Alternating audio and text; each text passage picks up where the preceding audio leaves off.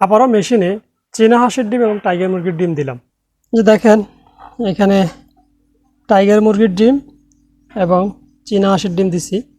এই যে সাদাগুলি দেখতেছেন এগুলো হচ্ছে সব চীনা হাঁসের ডিম, আর যে একটু বাদামি কালারের যেগুলো দেখতেছেন এগুলো হচ্ছে টাইগার মুরগির ডিম। তো এখানে টাইগার মুরগির ডিম দেওয়া আছে 28 পিস, আর চীনা হাঁসের ডিম দেওয়া আছে 11 পিস, এবং নিচে আমার দেশি মুরগি আমি দেখাচ্ছি আপনাদেরকে। এই যে এখানে ওই যে ওনাটা দেখতেছেন, এখানে কিছু ওনার ভিতরে দেশি মুরগি দিয়েও ওখানে প্রায় 13 পিসের মতো আছে চীনা হাঁসের ডিম।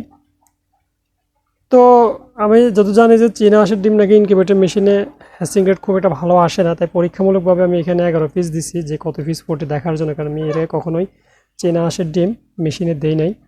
তো এই জন্য আমি এখানে 11 পিস মেশিনে দিছি, আর সম্ভবত আরও 10 পিস আমি দেশি মুরগিতে দিছি, আর 11 পিস মিশিয়ে দিচ্ছি। এবার দেখি কোথায় কত পিস ফোটে, তারপর আমি কম্পেয়ার করতে পারবো আসলে চীনা হাঁসের ডিম মেশিনে বেশি ভালো ফোটে, হ্যাচিং রেট ভালো আসে না মুরগিতে হ্যাচিং রেটটা ভালো আসে, এটা বোঝার জন্য আপনারা দোয়া করবেন। আমি খামারে আবার নতুন করে চীনা হাঁস এবং টাইগার মুরগি যুক্ত করব।